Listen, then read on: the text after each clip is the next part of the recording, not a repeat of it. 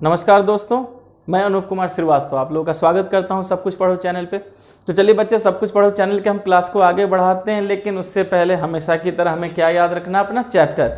हमारा चैप्टर क्या है बच्चे? संसाधन एवं विकास। तो चलिए जरा पिछली क्लास को याद करते हैं बच्चे। मैंने अभी बोर्ड पे लिख रखा है, हम मिट्टी का वर्गीकरण कर रहे थे, मृदा का वर्गीकरण कर रहे थे। तो इसमें हम कौन सा मृदा पढ़ रहे थे? जलोढ़ मृदा। मैंने आपको बताया था कि ये जो जलोढ़ मिट्टी है, जलोढ़ मृदा है, ये भारत में सबसे ज़्यादा है, सबसे ज़्यादा फैली हुई है और इसे बड़ी बड़ी नदियों ने बनाया है, जैसे सिंधु, गंगा, ब्रह्मपुत्र। फिर मैंने आपको क्या सिखाया था बच्चे कि जहाँ से नदी निकल रही है वहाँ पर इस मिट्टी के कण क्या है? मोटे मोटे हैं, पर जैसे जैसे आप नीचे की तरफ आते जाते हैं मिट्टी के कण क्या होते हैं? बारीक। क्लियर है? अच्छा बच्चे, याद रखिएगा कि आयु के आधार पर जलोढ़ मिट्टी को दो भागों में बांटा जाता है। इस बात को सभी बच्चे याद रखेंगे कि आयु के आधार पर हम इसे कितने भागों में बांटते हैं? दो भागों में। आयु का मतलब क्या होता है बच्चे? उम्र होता है। ठीक है, तो हमने देखा कि आयु के आधार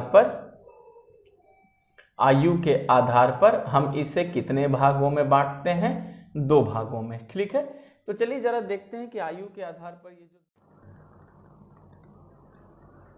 तो बच्चे हमने, जैसा मैंने आपको बताया कि आयु या उम्र के आधार पर हमने क्या किया कि जलोढ़ मिट्टी को दो भागों में बांटा। आप सभी बच्चे देख सकते हैं बोर्ड पर। पहले को मैंने कहा पुराना जलोढ़। बच्चे याद रखिएगा, पुराना जलोढ़ को हम बांगर भी कहते हैं। क्या कहते हैं? बांगर। तो बांगर की खूबी है बच्चा, इसके कण मोटे होते हैं क्योंकि इसमें कंकड़ होता है, तो हम इसे क्या कहते हैं? कंकड़ युक्त है। लेकिन दूसरा है बच्चे नया जलोढ़। नया जलोढ़ को खादर भी कहते हैं और खादर में कण क्या होते हैं? महीन। तो हमने ये देखा बच्चे कि जो बांगड़ है, बांगड़ में बड़े बड़े कंकड़ हैं, लेकिन नया जलोढ़ जो खादर उसमें कण क्या है? महीन है। दूसरी बात है बच्चे, आपने जैसा मैंने बताया था कि इसे बड़ी बड़ी नदियों ने जन्म दिया है, तो बच्चे याद रखेंगे कि ये मिट्टी बहुत ही उपजाऊ है और इसमें पोटेशियम, फास्फोरस और चूना तीनों की क्या है? अधिकता है और किसी के लिए बहुत उपयुक्त है बच्चे। आप गन्ना, गेहूं, चावल, दलहन सब फसल उपजा सकते हैं। और याद रखिएगा इसमें कौन सी कृषि की जाती है? गहन कृषि की जाती है। गहन कृषि का मतलब है बच्चे सघन कृषि, यानी ज्यादा से जो ज्यादा लोग क्या कर पाए? खेती कर पाए। अब जरा एक चीज और बच्चे याद रखिएगा कि जलोढ़ मृदा का जो क्षेत्र है, इसकी एक और खूबी है बच्चे, क्योंकि याद रखिएगा अगर ये बहुत उपजाऊ होगा तो हमें इस बात को याद रखना है कि यहाँ जन घनत्व बहुत है। क्या है बच्चे? जन घनत्व बहुत ज्यादा है बच्चे, याद रखिएगा जन घनत्व भी ज्यादा है। क्यों? क्योंकि अगर बड़े पैमाने पर कृषि होगी तो जाहिर है कि लोग भी बसेंगे और जन घनत्व भी ज्यादा होगी। लेकिन बच्चे जलोढ़ मृदा में जहां जहां सूखा क्षेत्र है, इस बात को याद रखिएगा कि जलोढ़ में जहां जहां सूखा क्षेत्र है वहां की मिट्टी की खूबी है कि वो मिट्टी क्या हो गई है? क्षारीय हो गई है। तो आप सभी बच्चे याद रखेंगे कि पहले तो जलोढ़ मृदा के क्षेत्र में जन घनत्व भी ज्यादा है और जहां इस क्षेत्र में अगर सूखा है, सूखे वाला क्षेत्र है, तो बच्चे हमने देखा कि वहां मिट्टी क्या हो जाती है? क्षारीय हो जाती है। पूरी बात समझ में आ गई बच्चे? ठीक है, चलिए यहां हमने जलोढ़ मिट्टी को अच्छे से सीखा। अब बच्चे हमें दूसरी मृदा, दूसरी मिट्टी पर जाना है। तो हमारी जो दूसरी मिट्टी है बच्चे, उसका नाम है काली मिट्टी। क्या नाम है बच्चे? काली मिट्टी। तो चलिए बखूबी और अच्छे से समझते हैं कि ये काली मिट्टी क्या है। पूरी बात क्लियर हो गई ना? सभी बच्चे यहां ध्यान देंगे। तो बच्चे जो हमारी अगली मिट्टी है उस मिट्टी का नाम है काली मिट्टी। क्या नाम है बच्चे? काली मिट्टी। तो बस अब जरा काली मिट्टी को समझना शुरू करते हैं। पूरी बात समझ में आई? बच्चे याद रखिएगा कि काली मिट्टी की खूबी है कि इसका रंग क्या होता है? काला होता है, इसलिए हम इसे क्या कहते हैं बच्चे? काली मिट्टी भी कहते हैं। अच्छा, इसका एक और नाम है और वो नाम क्या है? रेगर मिट्टी। सभी बच्चे याद रखिएगा कि काली मिट्टी का रंग क्या होता है? काला होता है। दूसरा, काली मिट्टी का एक और नाम है और वो नाम क्या है? रेगुर मिट्टी। और एक बात याद रखिएगा बच्चे कि ये इसकी खूबी है कि ये कपास की कृषि के लिए उपयुक्त है। इस बात को सभी बच्चे याद रखेंगे कि ये कपास की कृषि के लिए क्या है? ये मिट्टी उपयुक्त है और कपास की कृषि के लिए उपयुक्त है। अतः हम इसे बच्चे दोनों नाम जोड़ करके हम इसे काली कपासी मिट्टी भी कहते हैं। इस बात को याद रखिएगा कि हम दोनों नाम जोड़कर इसे क्या कहते हैं? काली कपासी मृदा। तो इस बात को सभी बच्चे याद रखिएगा कि काली मिट्टी का रंग क्या होता है, काला होता है, जैसे बच्चे बोर्ड पे मैंने लिख रखा है। दूसरा मैंने आपको क्या बताया कि कपास की कृषि के लिए क्या है, उपयुक्त है। फिर मैंने आपको बताया बच्चे कि ये काली और कपासी मृदा के नाम से भी हम इसे बुलाते हैं। पूरी बात समझ में आ गई ना बच्चे? एक बात आपको याद रखना है कि ये जलवायु और जनक सेल ने इसे बनाया है, तो थोड़ा हमें यह भी समझना है कि इसे जलवायु, इसका मतलब है इस मिट्टी पर किसका असर पड़ा है, जलवायु एवं जनक सेल। जनक सेल बच्चे, हो सकता है कि आपको जनक सेल समझ में ना आया हो। जनक का मतलब होता है पिता और सेल का मतलब क्या होता है बच्चे, चट्टान। इसका मतलब है कि ये मिट्टी वहां की जो चट्टान है उसके ऊपर बनी है, इसलिए इस मिट्टी पर जलवायु और जनक सेल दोनों का क्या पड़ा है बच्चे, प्रभाव पड़ा है। अब हमें यह समझना है कि जनक सेल से क्या हम कहना जा रहे हैं। तो याद रखिएगा बच्चे, जनक सेल से मतलब है कि ये किससे बना है, लावा पठार पे बना है। याद रखिएगा बच्चे, ये हम ऐसे कह सकते हैं कि ये किससे बना है, लावा सेल से बना। आप ये भी कह सकते हैं बच्चे, क्या कह सकते हैं, लावा सेल से बना है। सेल मतलब क्या हो गया, वही चट्टान हुआ। इसका मतलब है इसका पिता चट्टान क्या है, लावा सेल। क्लियर है यहां तक? ओके। और एक चीज याद रखिएगा कि ये लावा सेल से बना, और बच्चे लावा किससे आता है, ज्वालामुखी से ही आता है। अच्छा, जो दक्कन का पठार है बच्चे, दक्कन पठार यानी दक्षिण के पठार में जो है ये उत्तर पश्चिमी में पाई जाती है। हमें इस बात को याद रखना है कि ये जो है आपको दक्कन के पठार, दक्कन मतलब क्या होता है बच्चे, दक्षिण। तो ये जो दक्कन का पठार है उसके बच्चे ये उत्तर पश्चिम भाग में पाया जाता है। याद रखिएगा, किस भाग में पाया जाता है बच्चे, उत्तर पश्चिमी भाग में पाया जाता है। और यहां पर जो चट्टान है हम उसे क्या बोलते हैं, बैसाल्ट चट्टान कहते हैं। तो इस बात को आपको सभी बच्चों को याद रखना है कि दक्कन के पठार के उत्तर पश्चिमी भाग में जो बैसाल्ट चट्टान है, उसी बैसाल्ट चट्टान पर किसका निर्माण हुआ है, काली मिट्टी का। और याद रखिएगा बच्चे कि ये जो लावा सेल है उसी से क्या बना है, ये बैसाल्ट चट्टान बना है। पूरी बात समझ में आ गई? अच्छा, एक चीज हमें याद रखना है कि ये मिलेगा कहां कहां। तो सभी बच्चे जरा हम इसके क्षेत्र की बात करते हैं। आप जरा इस ग्राफ के इस हिस्से में देखेंगे तो हम इसके क्षेत्र की बात करेंगे बच्चे।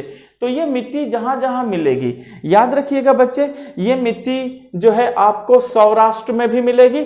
सौराष्ट्र का मतलब है बच्चे आज जो हम जिसे गुजरात कहते हैं, ठीक है। तो ये बच्चे सौराष्ट्र में भी है, ये मिट्टी जो है महाराष्ट्र में भी है। याद रखेंगे, तो हमने देखा कि ये जो मिट्टी है सौराष्ट्र गुजरात में है बच्चे, तो ये मिट्टी सौराष्ट्र में भी है, ये मिट्टी महाराष्ट्र में भी है, और ये मिट्टी जो है बच्चे फिर कहां पर है, मालवा में भी, मालवा में भी मिलता है, फिर मध्य प्रदेश में भी है ये मिट्टी।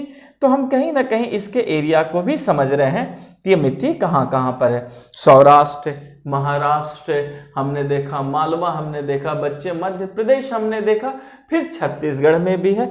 याद रखिएगा कहां पर है बच्चे, फिर छत्तीसगढ़।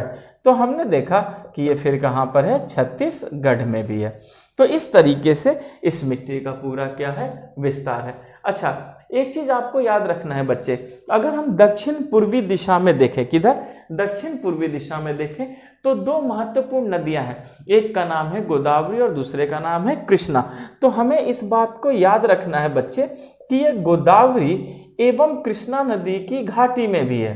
गोदावरी एवं कृष्णा नदी की आप घाटी कह सकते हैं, या इस सेंस में भी कह सकते हैं बच्चे कि गोदावरी और कृष्णा नदी के घाटी तक में है, ऐसे कह सकते हैं। क्या बच्चे, घाटी तक।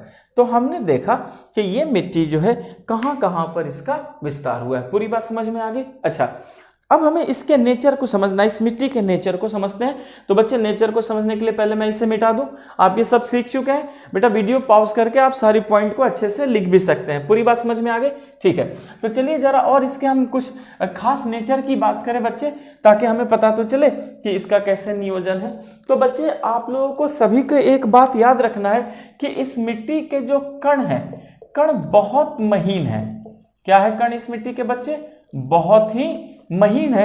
और बहुत महीन है तो बच्चे याद रखिएगा कि जल धारण की क्षमता सर्वाधिक है बच्चे। जल धारण की क्षमता भी क्या है, सर्वाधिक है। इसलिए क्योंकि इस मिट्टी के कण क्या है, बहुत ही बारीक है, इसलिए ये ज्यादा से ज्यादा पानी पी सकते हैं। और याद रखिएगा कि कण बहुत महीन है क्योंकि ये मृत्तिका से बने हैं। किससे बने हैं बच्चे? मृत्तिका से बने हैं। मृत्तिका को आप चीका कहते हैं बच्चे, या क्ले कहते हैं। तो बहुत ही चिकनी होती है, तो हम उसे क्या कह देते हैं बच्चे? ये किससे बना है? क्ले से। और नमी धारण करने की क्षमता बहुत ही अधिक है। ठीक है। अच्छा, एक चीज याद रखिएगा कि इसमें फास्फोरस की मात्रा कम है। फास्फोरस क्या है बच्चे? इसमें कम है। तो हम ये भी देख रहे हैं कि इसमें फास्फोरस क्या है? कम है। अच्छा, गर्म और सूखे मौसम में इसमें बहुत गहरे दरारें होती है। इस बात को याद रखना है आपको बच्चे कि गर्म और शुष्क मौसम में, गर्म और शुष्क मौसम में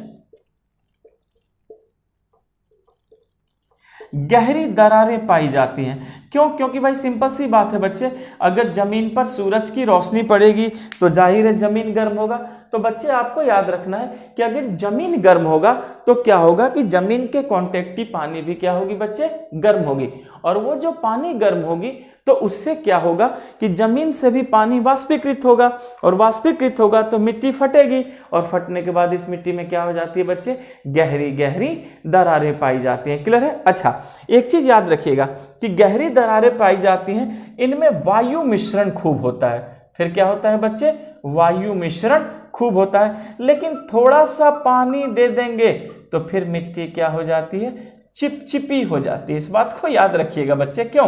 क्योंकि मैंने क्या कहा कि बहुत ही महीन कण है, तो अगर थोड़ी सी भी बारिश हो जाए तो फिर पानी, मिट्टी क्या हो जाती है? बहुत ही चिपचिपी हो जाती है। और बच्चे अगर चिपचिपी हो जाएगी तो क्या हल चलाने में हमें परेशानी होगी? तो इस बात को सभी बच्चे याद रखिएगा कि बारिश का अगर पानी इसमें हो जाए या पानी आ जाए तो चिपचिपी गीली होने की वजह से हमें खेती में परेशानी होती है। इसलिए हमेशा जुलाई में जब मानसून की शुरुआत होती है तो शुरुआत में ही हम इसमें खेती करना शुरू कर देते हैं। तो इस मिट्टी की खूबी है क्या बच्चे कि जैसे बारिश शुरू होती है उसी के साथ हम क्या करते हैं? इसमें खेती करना भी शुरू कर देते हैं। पूरी बात समझ में आ गई बच्चे? ठीक है, चलिए हमने यहाँ काली मिट्टी को अच्छे से समझा। अब जरा हम अपने अगली मिट्टी पर चलते हैं। पहले मैं ये सब मिटा दूं, आप सारी बातें सीख चुके हैं। ठीक है, तो चलिए बच्चे, जो हमारी अगली मिट्टी है हम उसे कवर करते हैं। तो बच्चे, जो हमारी अगली मिट्टी है उस मिट्टी का नाम है लाल पीली मिट्टी। क्या नाम है बच्चे? लाल पीली मिट्टी। तो चलिए जरा समझना शुरू करते हैं कि लाल पीली मिट्टी क्या है। बच्चे, मैंने हेडिंग दे दिया, आप सभी बच्चे ध्यान से देखिए। हमारी हेडिंग है लाल पीली मिट्टी। पूरी बात समझ में आ गई बच्चे? हमारी हेडिंग क्या है? लाल पीली मृदा।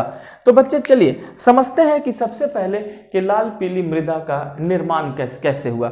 याद रखेंगे आप सभी बच्चे कि जो लाल पीली मृदा है, जो लाल पीली मिट्टी है, पहले हमें इस बात को याद रखना है कि ये जो दक्कन का पठार है उसके पूर्वी और दक्षिणी हिस्से में ये पाई जाती है। तो पहले जरा इस बात को हम जान लेंगे बच्चे कि जो दक्कन का पठार है, दक्कन का पठार के पूर्वी एवं दक्षिणी हिस्से में, तो हमने ये देखा कि लाल पीली मिट्टी कहां पाई जा रही है बच्चे? तो हमने ये देखा कि जो दक्कन का पठार है, दक्कन का मतलब बच्चे दक्षिण, तो दक्षिण भारत में जो पठार है उसी दक्कन पठार के दक्षिण में भी मिल रही है, और फिर कहाँ मिल रही है बच्चे? उसके पूरब में भी मिल रही है। पूरी बात समझ में आ गई बच्चे? अच्छा, एक चीज याद रखिएगा कि ये रवेदार आग्नेय चट्टान वाले क्षेत्रों में मिलते हैं। तो हमने देखा कि ये मिट्टी क्या है? रवेदार है बच्चे। ठीक है। अच्छा, एक चीज हमें याद रखना है कि ये जो रवेदार मिट्टी है तो ये एक्चुअली मिलता कहाँ है? तो याद रखना है कि ये मिट्टी रवादार है और ये जो है आग्नेय चट्टान पर कम वर्षा वाले क्षेत्रों में। तो हमने देखा कि मिट्टी रवेदार है और ये आग्नेय चट्टान पर बना है। किस पे बच्चे? आग्नेय चट्टान पर बना है, चट्टान पर बना है, पर कहाँ बना है बच्चे? कम वर्षा वाले क्षेत्रों में, जहां पर बारिश क्या होती है? कम होती है। पूरी बात समझ में आई। तो हमने ये देखा कि जो लाल पीली मिट्टी है वो दक्कन के पठार के पूर्वी और दक्षिणी हिस्से में है। ये रवेदार होती है। रवे का मतलब है बच्चे इसमें बड़े बड़े पत्थर क्रिस्टल पाए जाते हैं, रवा पाया जाता है। और आग्नेय चट्टान पर जहां पर कम वर्षा होती है वहां उसी क्षेत्र में ये मिट्टी क्या हुई है बच्चे, डेवलप हुई है। पूरी बात समझ में आ गई। ठीक, तो देखा जाए कि कहां कहां, तो बच्चे याद रखिएगा कि जैसे उड़ीसा में भी ये मिट्टी बच्चे आपको मिलना ही मिलना है। क्लियर है? उड़ीसा, फिर छत्तीसगढ़,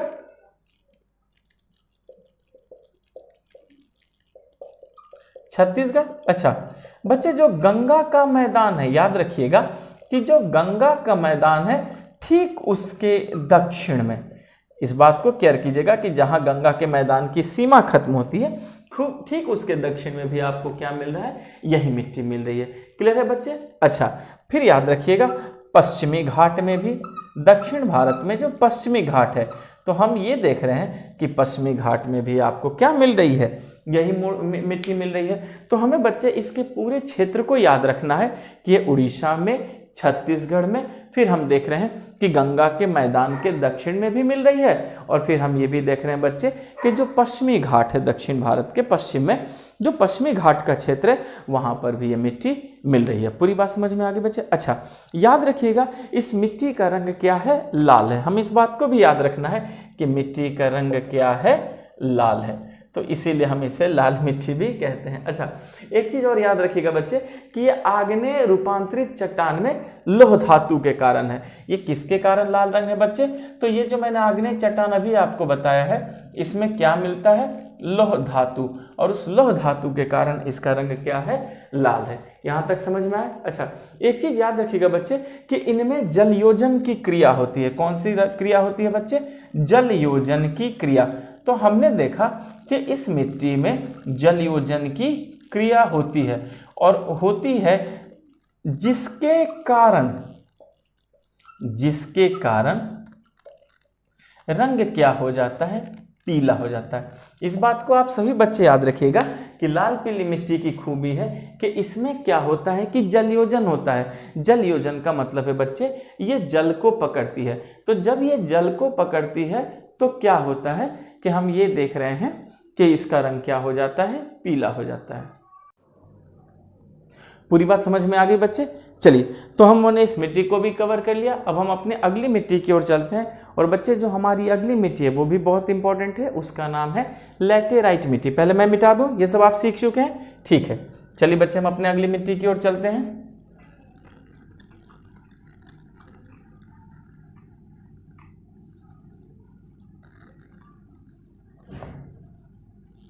हमारी जो अगली मिट्टी है बच्चे उसका नाम है लैटेराइट मिट्टी। सभी लोग ध्यान दीजिएगा, हमारी अगली मिट्टी का क्या नाम है,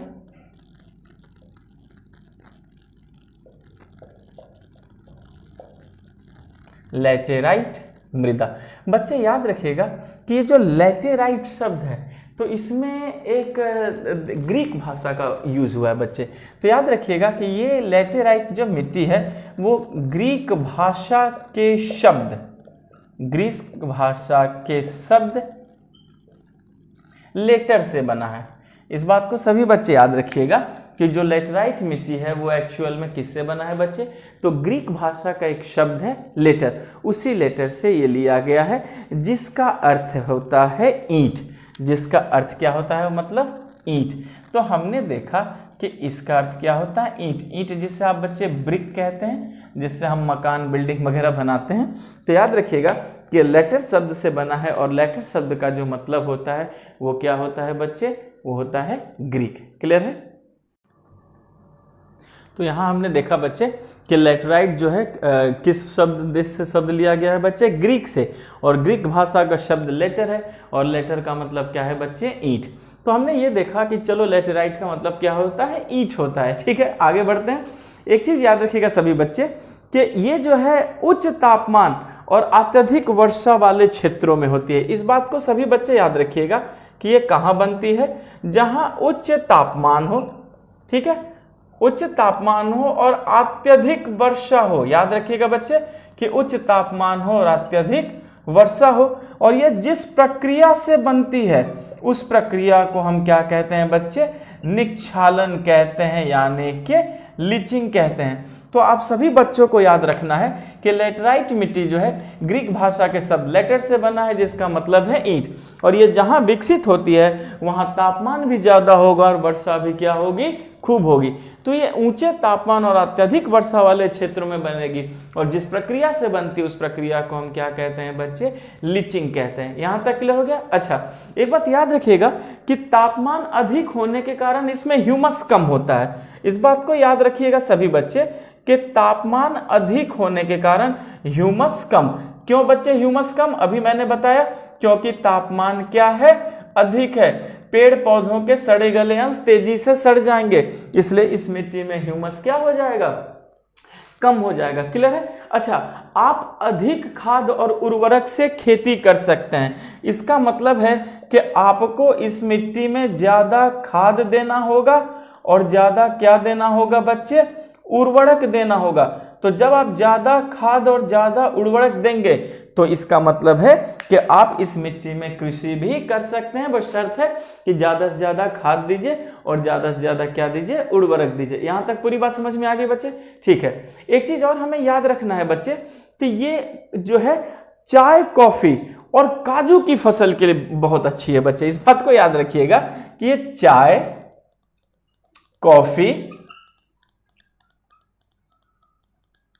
और काजू की फसल बहुत जबरदस्त होगी, बहुत अच्छे से होगी। अब जरा देखते हैं कि आखिर, ठीक है चलो, चाय, कॉफी और काजू की इसमें खेती जबरदस्त होगी, लेकिन प्रश्न है कि अब ये जो मिट्टी है ये मिट्टी मिलती कहाँ है? पूरी बात समझ में आई बच्चे? तो ये जो मिट्टी है आपको कहाँ कहाँ मिलेगी? तो बच्चे याद रखिएगा, ये मिट्टी मिलेगी कर्नाटक, केरल, तमिलनाडु। जरा यहां पर ध्यान देंगे बच्चे, कहां कहां ये मिट्टी मिल रही है? तो हमने देखा ये मिट्टी कर्नाटक में भी मिल रही है, ये मिट्टी केरल में भी मिल रही है, ये मिट्टी तमिलनाडु में भी मिल रही है। तो कर्नाटक में मिली, केरल में मिली, तमिलनाडु में मिली, और याद रखिएगा मध्य प्रदेश, उड़ीसा, असम में भी मिलती है ये। क्लियर है बच्चे? तो हमने देखा कि ये थोड़ी आपको मध्य प्रदेश में भी मिल रही है, उड़ीसा में भी मिल रही है, और साथ ही साथ ये मिट्टी कहाँ मिल रही है? असम में भी मिल रही है। पूरी बात समझ में आ गई बच्चे? तो इस तरीके से हमने देखा कि किस तरीके से हम सारे मिट्टी का एरिया और उसके कैरेक्टर को हम यहाँ पे सीख सकते हैं। सभी बच्चे ध्यान से देखेंगे, सारी चीजें मैंने बोर्ड पे लिख दी हैं। अब मैं मिटाऊं बच्चे इसे? सामने से आपने सब देख लिया? ओके बच्चे, हम अपने अगली मिट्टी की ओर चलेंगे, और जो हमारी अगली मिट्टी है वो क्या है? मरुस्थलीय मिट्टी। पूरी बात समझ में आ गई? चलिए पहले मैं इसे मिटा दूं, ठीक? तो बच्चे अब जरा मरुस्थलीय मिट्टी को अच्छे से समझते हैं। याद रखिए मरुस्थल तो आप लोग समझ ही रहे होंगे, तो जरा ये सोचते हैं कि मरुस्थल तो दिमाग में आते हैं बच्चे, क्या आता है? रेत हो, बहुत ज्यादा सैंड हो, रेत। तो जरा देखते हैं कि भाई मरुस्थलीय मिट्टी का नेचर क्या है और हम उसे कैसे जनरेट करते हैं। क्लियर है? चलिए यहां देखिए बच्चे, हमारी अगली मिट्टी है मरुस्थलीय मिट्टी। तो बच्चे सबसे पहले आपको मरुस्थलीय मिट्टी के रंग के बारे में बता दूं कि इसका रंग जो है लाल और भूरा होता है। थोड़ा आपको यहाँ पर ध्यान देना होगा बच्चे कि इसका रंग कैसा होता है? लाल भूरा रंग। तो हमने देखा कि इसका रंग जो होता है वो थोड़ा लाल और क्या होता है? भूरा होता है। क्लियर है? अच्छा, ये रेतीली भी होती है और बहुत लवणीय होती है बच्चे, याद रखिएगा ये रेतीली भी है, ओके, और रेतीली होने के साथ साथ क्या है? बहुत ही ज्यादा लवणीय है। लवणीय का मतलब क्या होता है बच्चे? नमक होता है। तो हमने देखा कि ये जो मिट्टी है बहुत ज्यादा क्या है?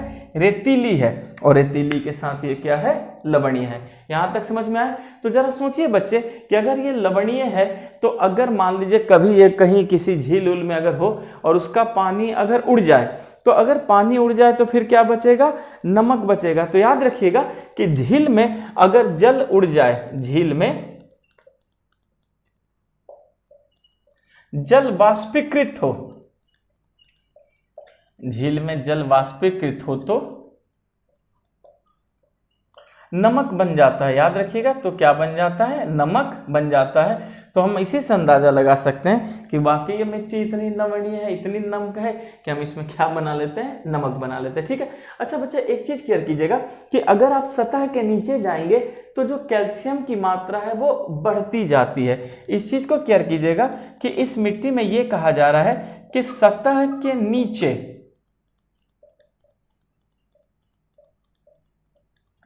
कैल्शियम की मात्रा बढ़ती है। तो हमने ये देखा कि इसकी सतह के नीचे क्या हो जाता है? कैल्शियम की मात्रा बढ़ जाती है। तो बच्चे अगर नीचे जा रहे हैं और नीचे क्या है? कैल्शियम की मात्रा बढ़ रही है, तो नीचे की परत में चूने के कंकड़ हो जाते हैं। तो इस बात को हमें याद रखना है बच्चे कि नीचे की परत में चूने के कंकड़ होते हैं। भाई सिंपल सी बात है, अगर कैल्शियम बढ़ेगा तो बच्चे कैल्शियम ही तो चूना है। तो हमें इस बात को याद रखना है कि नीचे के परत में फिर क्या हो जाते हैं बच्चे? चूने के कंकड़ हो जाते हैं। पूरी बात समझ में आई? तो क्या वो पानी नीचे जाने देगी? नहीं जाने देगी। तो याद रखिएगा कि जल को क्या कर देती है बच्चे? ये अवरुद्ध कर देती है, यानी जल जो है नीचे नहीं जा पाता ये सीधे, क्योंकि याद रखिएगा बच्चे सीमेंट चूना है, तो चूना क्या होगा? नीचे वो पानी जाने ही नहीं देगा। और अगर नीचे पानी जाने ही नहीं देगा तो फिर क्या ये खेती के योग्य हो सकता है? नहीं हो सकता है। तो बच्चे याद रखिएगा कि जब आप इसमें सिंचाई करेंगे तो ही खेती हो सकती है। इस बात को याद रखिएगा बच्चे कि खेती कैसे होगी? सिंचाई से। सिंचाई से खेती होगी, क्योंकि जब आप सिंचाई करेंगे तो क्या करेंगे बच्चे? आप इसमें लगातार पानी देंगे, और अगर सिंचाई से लगातार पानी देते रहेंगे तो जाहिर है कि हम इसमें लगातार क्या कर सकते हैं? खेती भी कर सकते हैं। यहां तक पूरी बात समझ में आ गई बच्चे आपको? ठीक है ना। अब जरा सोचिए, तो और ये कहाँ है? तो जनरली अगर आप इस मिट्टी की बात करेंगे तो ये मिट्टी कहाँ है बच्चे? पश्चिमी राजस्थान में। देख सकते हैं वहां मरुस्थल भी है। तो ये मिट्टी आपको पूरी की पूरी पश्चिमी राजस्थान में मिल जाएगी। यहां तक समझ में आया? चलिए बच्चे अगले मिट्टी की ओर चलते हैं, और जो हमारी अगली मिट्टी है वो है वन मृदा। क्या है बच्चे? वन मृदा। पहले मैं मिटा दूं इसे। बच्चे आप वीडियो पॉज करके भी सारे पॉइंट्स अच्छे से लिख सकते हैं, और मेरी बात सुनते रहिए, सारी चीजें क्लियर होती चली जाएंगी। ठीक है। बोर्ड आपके सामने होगी, सारे इन्फॉर्मेशन है, आप अच्छे से इसे कवर कीजिए ना। तो चलिए बच्चे हम जरा वन मृदा पर चलते हैं, यानी वन की मिट्टी पर चलते हैं। क्लियर है? चलिए पहले इसे भी मैं मिटा दूं। ओके ना।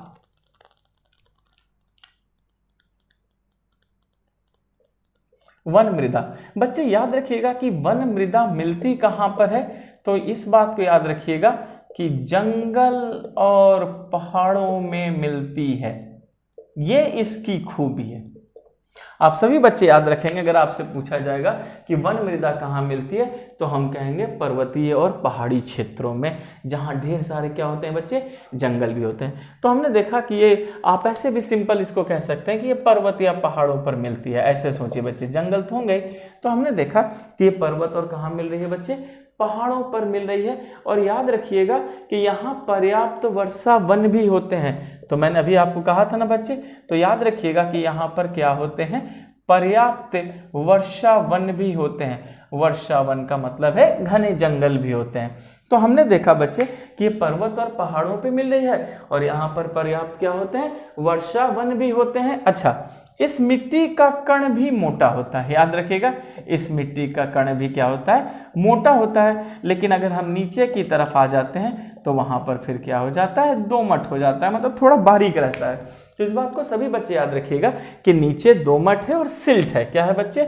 सिल्ट भी आप कह सकते हैं। सिल्ट मतलब बारीक कण, आप सिल्ट को बारीक कण भी कह सकते हैं। तो हमने देखा कि ऊपर तो कण मोटा है, लेकिन नीचे की ओर जाते हैं तो इसके भी कण क्या हो जाते हैं? बारीक हो जाते हैं। अच्छा, याद रखिएगा कि हिमालय पर्वत पर, क्योंकि बच्चे पर्वत पहाड़ क्या है? हिमालय ही की बात करें, तो जो हिमालय पर्वत पर, हिमालय पर जो हिमाच्छादित जगह है बच्चे, हिमाच्छादित का मतलब है बर्फ से ढके हुए। याद रखिएगा, हिमाच्छादित का क्या मतलब है? बर्फ से ढके हुए। तो आपको याद रखना है बच्चे कि हिमालय पर, हिमाच्छादित क्षेत्र में इसका अपर्दन भी हुआ। हिमाच्छादित क्षेत्र में अपर्दन, क्षेत्र में क्या हुआ है बच्चे? इसका अपर्दन। अपर्दन का मतलब होता है बच्चे कटाव। वहां पर क्या, कटाव। तो हिमाच्छादित क्षेत्र में बर्फ वगैरह के सड़कने से भी इस मिट्टी का क्या हुआ है बच्चे, बहुत ही कटा हुआ है। क्लियर है? अच्छा, याद रखिएगा ये जो मिट्टी है वो अधिसिलिक होती है। अधिसिलिक, अधिसिलिक का मतलब बच्चे एसिडिक, जिसको आप अम्लीय कहते हैं। तो ये मिट्टी बहुत ही अम्लीय होती है, एसिडिक होती है। अच्छा, याद रखिएगा ह्यूमस नहीं होता, इस मिट्टी में भी ह्यूमस नहीं होता, यानी ये ह्यूमस क्या होती है बच्चे, रहित होती है।